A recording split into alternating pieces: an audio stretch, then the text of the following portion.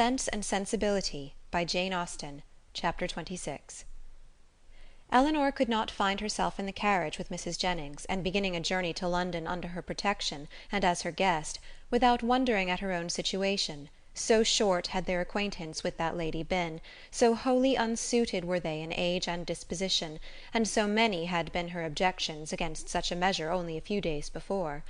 But these objections had all, with that happy ardour of youth which Marianne and her mother equally shared, been overcome or overlooked, and Elinor, in spite of every occasional doubt of Willoughby's constancy, could not witness the rapture of delightful expectation which filled the whole soul and beamed in the eyes of Marianne, without feeling how blank was her own prospect, how cheerless her own state of mind in the comparison, and how gladly she would engage in the solicitude of Marianne's situation to have the same animating object in view, the same possibility of hope. A very short time, however, must now decide what Willoughby's intentions were. In all probability he was already in town. Marianne's eagerness to be gone declared her dependence on finding him there, and Elinor was resolved not only upon gaining every new light as to his character which her own observation or the intelligence of others could give her, but likewise upon watching his behaviour to her sister with such zealous attention as to ascertain what he was and what he meant, before many meetings had taken place. Should the result of her observations be unfavourable, she was determined at all events to open the eyes of her sister. Should it be otherwise, her exertions would be of a different nature.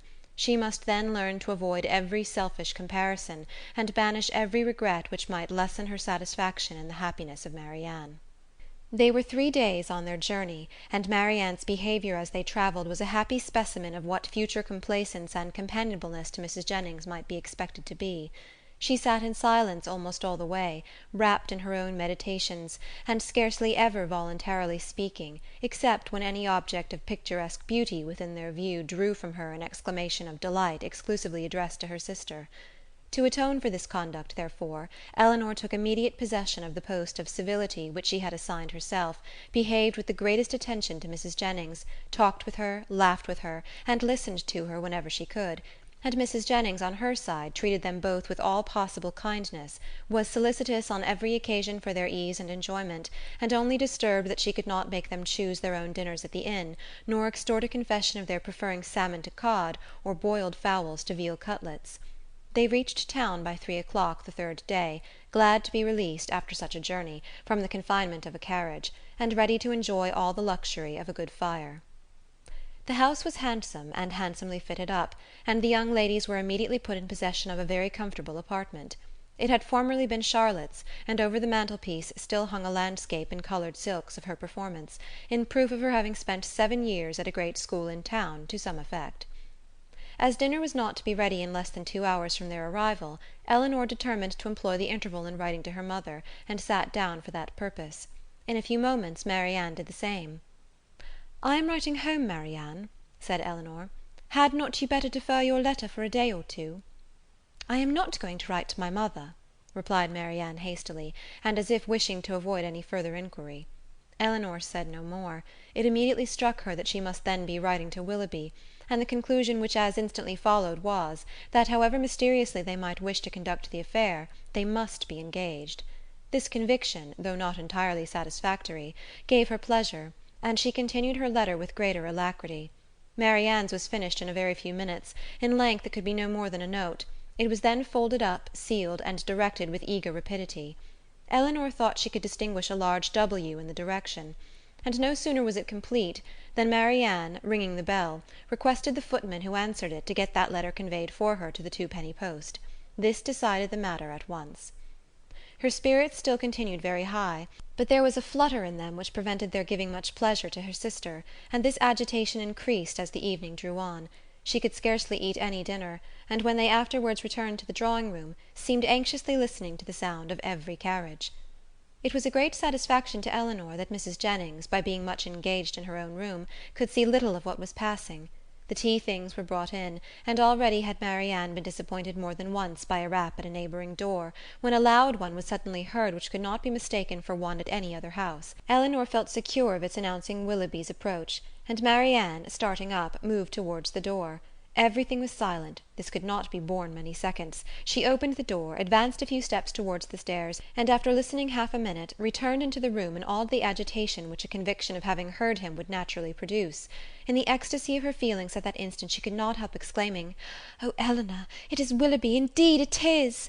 and seemed almost ready to throw herself into his arms, when Colonel Brandon appeared. It was too great a shock to be borne with calmness, and she immediately left the room. Elinor was disappointed too, but at the same time her regard for Colonel Brandon ensured his welcome with her, and she felt particularly hurt that a man so partial to her sister should perceive that she experienced nothing but grief and disappointment in seeing him. She instantly saw that it was not unnoticed by him, that he even observed Marianne as she quitted the room, with such astonishment and concern as hardly left him the recollection of what civility demanded towards herself. "Is your sister ill?" said he. Elinor answered in some distress that she was, and then talked of headaches, low spirits, and over-fatigues, and of everything to which she could decently attribute her sister's behaviour. He heard her with the most earnest attention, but seeming to recollect himself, said no more on the subject, and began directly to speak of his pleasure at seeing them in London, making the usual inquiries about their journey, and the friends they had left behind. In this calm kind of way, with very little interest on either side, they continued to talk, both of them out of spirits, and the thoughts of both engaged elsewhere. Elinor wished very much to ask whether Willoughby were then in town, but she was afraid of giving him pain by any enquiry after his rival, and at length, by way of saying something, she asked if he had been in London ever since she had seen him last. "Yes," he replied with some embarrassment, "almost ever since. I have been once or twice at Delaford for a few days, but it has never been in my power to return to Barton." This, and the manner in which it was said, immediately brought back to her remembrance all the circumstances of his quitting that place, with the uneasiness and suspicions they had caused to Mrs. Jennings, and she was fearful that her question had implied much more curiosity on the subject than she had ever felt. Mrs. Jennings soon came in. "Oh, Colonel," said she with her usual noisy cheerfulness, "I am monstrous glad to see you. Sorry I could not come before. Beg your pardon, but I have been forced to look about me a little and settle my matters, for it is a long while since I have been at home, and you know one has always a world of little odd things to do after one has been away for any time, and then I have had Cartwright to settle with. Lord, I have been as busy as a bee ever since dinner. But pray, Colonel, how came you to conjure out that I should be in town to-day?" "I had the pleasure of hearing it at Mr. Palmer's, where I have been dining." "Oh, you did? Well, and how do they all do at their house? How does Charlotte do? I warrant you she is a fine size by this time." "Mrs. Palmer appeared quite well, and I am commissioned to tell you that you will certainly see her to-morrow." "Ay, to be sure, I thought as much. Well, Colonel, I have brought 2 young ladies with me, you see. That is, you see but one of them now, but there is another somewhere. Your friend, Miss Marianne, too, which you will not be sorry to hear. I do not know what you and Mr. Willoughby will do between you about her. Ay, it is a fine thing to be young and handsome. Well, I was young once, but I was never very handsome, worse luck for me. However, I got a very good husband, and I don't know what the greatest beauty can do more. Ah, poor man has been dead these 8 years and better. But, Colonel, where have you been to since we parted? And how does your business go on? Come, come, let's have no secrets among friends." He replied with his customary mildness to all her inquiries, but without satisfying her in any way. Elinor now began to make the tea, and Marianne was obliged to appear again. After her entrance, Colonel Brandon became more thoughtful and silent than he had been before, and Mrs. Jennings could not prevail on him to stay long. No other visitor appeared that evening, and the ladies were unanimous in agreeing to go early to bed. Marianne rose the next morning with recovered spirits and happy looks. The disappointment of the evening before seemed forgotten in the expectation of what was to happen that day. They had not long finished their breakfast before Mrs. Palmer's barouche stopped at the door, and in a few minutes she came laughing into the room, so delighted to see them all that it was hard to say whether she received most pleasure from meeting her mother or the Miss Dashwoods again. So surprised at their coming to town, though it was what she had rather expected all along, so angry at their accepting her mother's invitation after having declined her own, though at the same time she would never have forgiven them if they had not come. "Mr. Palmer will be so happy to see you," said she. "What do you think he said when he heard of your coming with mamma? I forgot what it was now, but it was something so droll." After an hour or two spent in what her mother called comfortable chat, or in other words in every variety of inquiry concerning all their acquaintance on Mrs. Jennings' side, and in laughter without cause on Mrs. Palmer's, It was proposed by the latter that they should accompany her to some shops where she had business that morning, to which Mrs. Jennings and Elinor readily consented, as having likewise some purchases to make themselves, and Marianne, though declining it at first, was induced to go likewise. Wherever they went she was evidently always on the watch.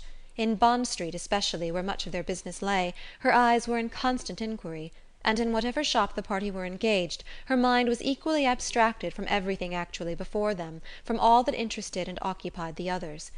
Restless and dissatisfied everywhere, her sister could never obtain her opinion of any article of purchase, however it might equally concern them both. She received no pleasure from anything, was only impatient to be at home again, and could with difficulty govern her vexation at the tediousness of Mrs. Palmer, whose eye was caught by everything pretty, expensive, or new, who was wild to buy all, could determine on none, and dawdled away her time in rapture and indecision. It was late in the morning before they returned home, and no sooner had they entered the house than Marianne flew eagerly upstairs, and when Elinor followed, she found her turning from the table with a sorrowful countenance, which declared that no Willoughby had been there. "Has no letter been left here for me since we went out?" said she to the footman, who then entered with the parcels. She was answered in the negative. "Are you quite sure of it?" she replied. "Are you certain that no servant, no porter, has left any letter or note?" The man replied that none had. "How very odd!" said she in a low and disappointed voice, as she turned away to the window. "How odd indeed!" repeated Elinor within herself, regarding her sister with uneasiness. If she had not known him to be in town, she would not have written to him as she did. She would have written to Combe Magna, and if he is in town, how odd that he should neither come nor write. Oh, my dear mother, you must be wrong in permitting an engagement between a daughter so young, a man so little known, to be carried on in so doubtful, so mysterious a manner. I long to inquire, and how will my interference be borne?" She determined, after some consideration, that if appearances continued many days longer as unpleasant as they were now, she would represent in the strongest manner to her mother the necessity of some serious enquiry into the affair.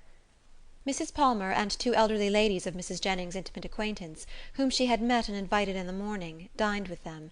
The former left them soon after tea to fulfil her evening engagements, and Elinor was obliged to assist in making a whist table for the others.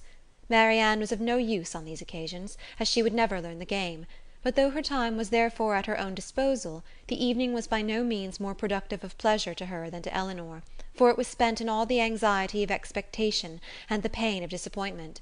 She sometimes endeavoured for a few minutes to read, but the book was soon thrown aside, and she returned to the more interesting employment of walking backwards and forwards across the room, pausing for a moment whenever she came to the window, in hopes of distinguishing the long-expected rap. End of Chapter 26.